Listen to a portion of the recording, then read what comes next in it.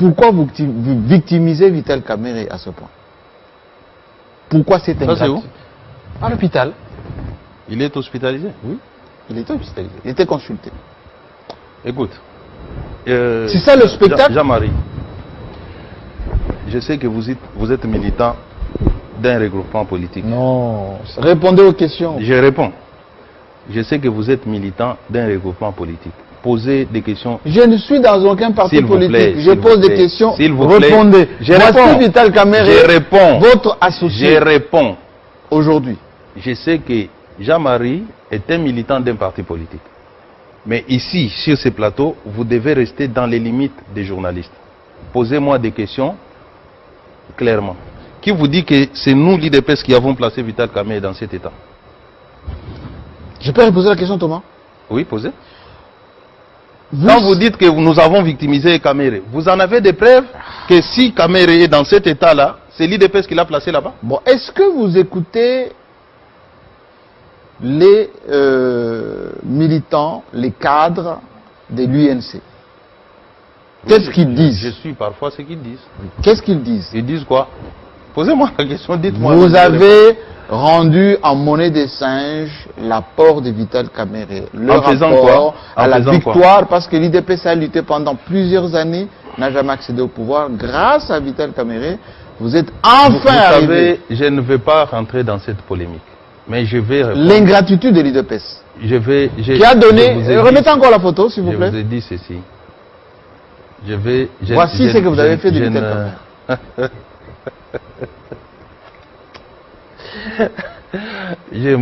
Bon, je vous dis ceci, hein. C'est pas l'IDPS qui a mis Vital dans cet état-là. L'IDPS n'a jamais déposé une plainte contre Vital Kamerhe. Vous savez, il y a beaucoup de choses que moi je connais. C'est la justice qui s'est saisie de la gestion des 100 jours du président de la République. C'est la justice qui a procédé à l'interrogatoire de plusieurs responsables impliqués dans ce programme. Moi-même qui vous parle, je suis passé devant la justice pour répondre. Peter Kazadi, de la manière dont vous gérez les alliances, de la manière dont l'UNC qui vous a permis d'accéder au pouvoir, avec l'expertise de Vital Kamerhe, qui vient d'ailleurs, on vient de publier une chanson qui relate un peu tout ça. Il y a l'un des militants de l'UNC qui a été agressé et qui est aujourd'hui hospitalisé. Parce qu'il a tout simplement fait une déclaration que vous n'êtes pas reconnaissant de ce qu'ils ont apporté à l'UNC.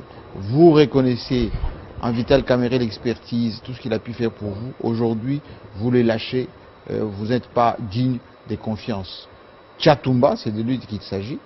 Il est aujourd'hui sur un lit d'hôpital. Est-ce que vous condamnez cette agression? D'abord, avant que l'émission ne s'interrompe, j'étais en train d'expliquer ce qui se passe.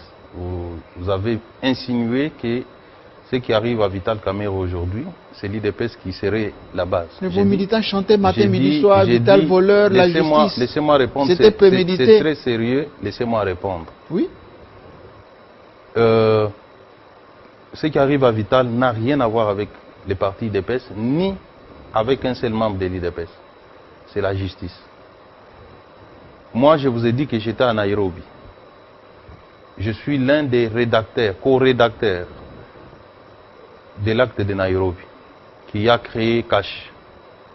Lorsque vous lisez cet acte, il est affirmé que nous allons unir nos efforts, mutualiser nos énergies pour non seulement gagner le pouvoir, mais fonder un état de droit. C'est écrit noir sur blanc. De sorte que les principes que nous avons décidé, qui doivent régir notre action politique, fondée sur le respect d'un état de droit, et le président Félix Tshisekedi, peu avant son élection, est passé sur Top Congo, a réaffirmé, disant que demain, si moi, Félix Tshisekedi, je suis au pouvoir,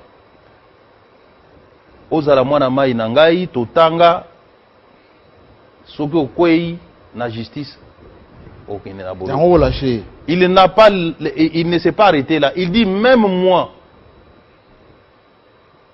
si Soki naibi. soki nayibi to na koti en contradiction na sali makambu, la justice n'est pas d'accord avec moi, je vais répondre. Ça, c'est la règle et les principes. Aujourd'hui, nous voulons bâtir cet état de droit.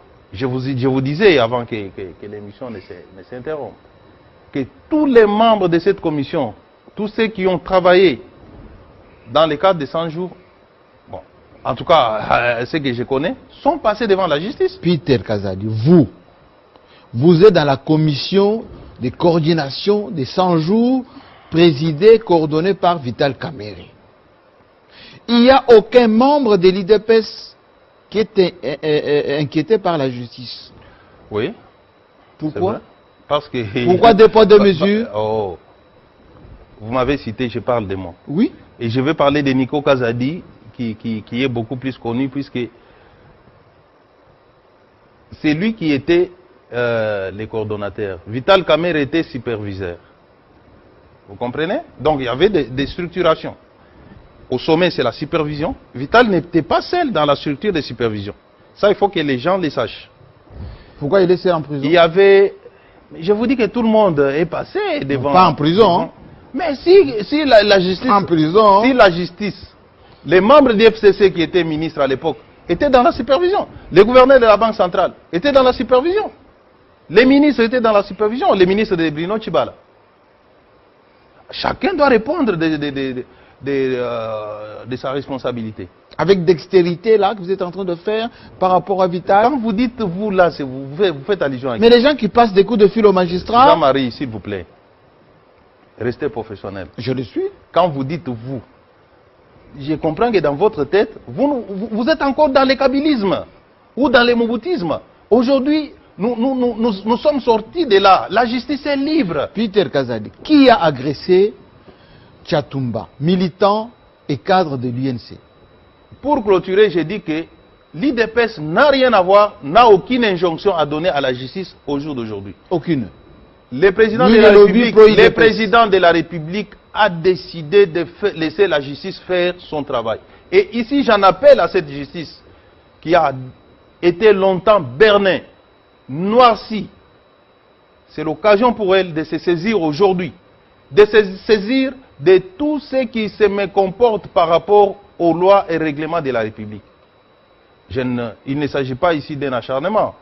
Mais si demain, moi, je fais aussi comme président, je tombe dans un coup, on peut me prendre, on me prendra.